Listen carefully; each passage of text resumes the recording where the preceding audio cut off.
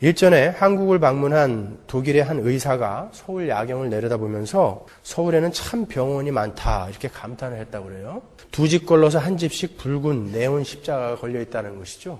교회입니다. 교회. 교회는 그렇게 많아졌어요.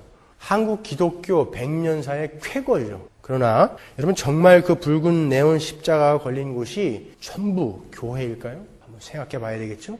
일전에 동구 공산권에 숨어서 선교를 하던 어떤 선교사님의 글을 읽었습니다. 잠깐 소개도 해드렸습니다마는 내용은 이러합니다. 공산주의가 기승을 부리던 지난 70년간 동구권의 기독교는 뿌리 깊은 신앙 아래 면면이 이어져 내려오고 있었다.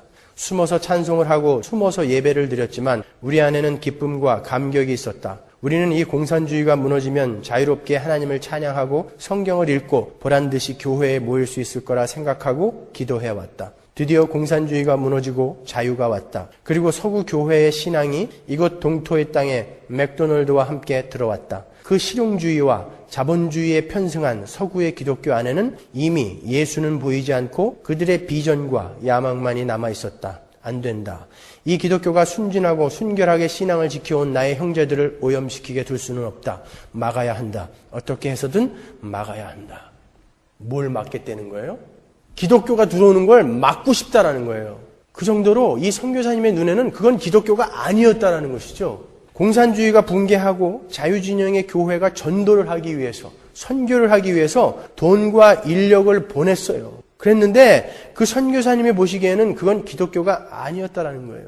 실용주의라는 것은 종교를 내 현실의 삶의 방편으로 믿는 것을 실용주의다 그러죠. 자본주의는 뭡니까? 여러분이 잘 아시다시피 투자를 하면 반드시 결과가, 가시적인 결과가 나와야 되는 게 자본주의란 말이에요.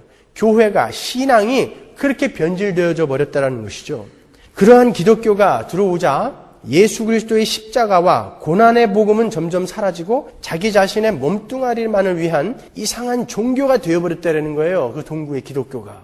기독교는 이제 현실의 삶에 위안을 주고 통증을 완화시켜주는 것 정도로 전락해버렸어요.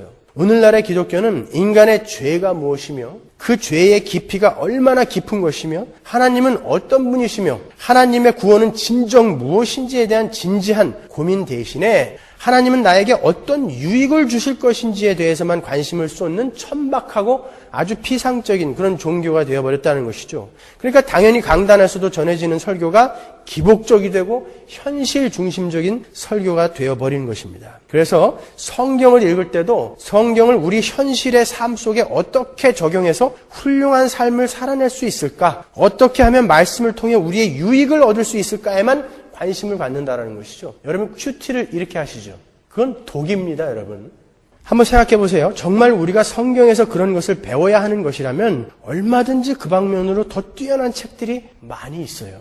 이렇게 성경은 윤리 서적이나 경제학, 경영학 책들 중에 한 종류가 되어버린 것입니다. 정말 여러분이 그거 몰라서 그렇게 못 사는 겁니까? 여러분은 국민학교 1학년 때부터 도덕책, 윤리책에서도 수없이 들었던 얘기예요. 그런 이야기들은. 몰라서 못하는 거 아니잖아요. 알매도 불구하고 왜 내 삶 속에서는 그런 것이 나올 수 없을까를 찾아내는 게 그리고 회개하는 게 기독교란 말이에요.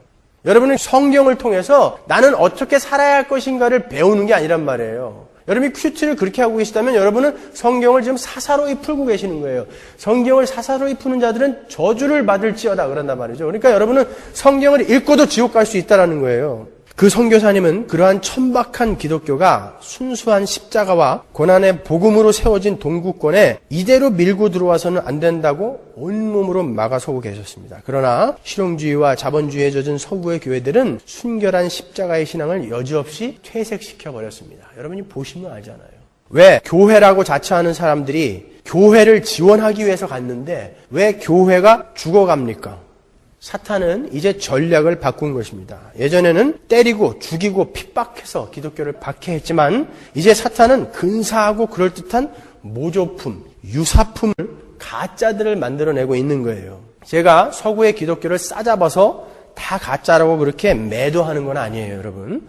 지금부터 잘 들어보세요. 사탄이 어떻게 교회 시대 전체를 통해서 우리를 미혹해 왔으며 지금은 어떻게 우리를 미혹하고 있는지 간략하게 한번 오늘 짚어보자고요. 여러분도 아시다시피 복음은 불변하는 진리입니다. 그러죠? 복음이 시대에 따라 내용이 변한다면 그건 복음이 아니죠. 복음은 영원 불변하는 진리인 것입니다. 시대에 따라 상황에 따라 달라지는 그런 복음은 없습니다. 그렇죠? 그러나 그 복음이 시대에 따라 상황에 따라 인간의 손을 거치면서 훼손되어지고 왜곡되어진 것을 우리는 역사를 통해서 볼 수가 있어요. 사탄은 항상 인간의 죄된 본성을 이용해서 복음을 훼손시키고 왜곡시켜버립니다. 어떻게 복음을 공격하는가? 사탄은 매 시대마다 그 시대를 대표하는 시대 정신이라는 것을 만든다고요.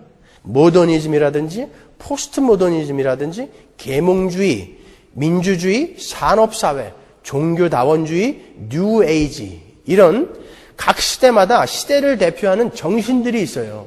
복음과 그 시대의 정신은 항상 대립하게 되어 있습니다. 왜냐하면 마귀가 세상의 이 풍속과 정신을 다스리기 때문에 그 마귀가 만들어 놓는 그러한 시대의 정신은 복음과 항상 다른 길로 가고 있단 말이에요. 복음이 그 시대 정신에 굴복을 하면 복음은 변질되고 마는 거예요. 그런데 여태까지 보면 많이 그 시대 정신에 이 복음이 굴복하여 변질되어져 가는 것을 우리가 볼 수 있다고요. 참교회는 실패하지 않죠. 그러나 많은 사람들이 그 가짜에 속아서 예수를 믿는다고 하면서 지옥으로 떨어지더라는 것입니다, 여러분. 따라서 교회는 매 시대마다 복음의 본질을 늘 새롭게 규명하고 왜곡과 오염을 계속해서 세척해내야 되는 거예요.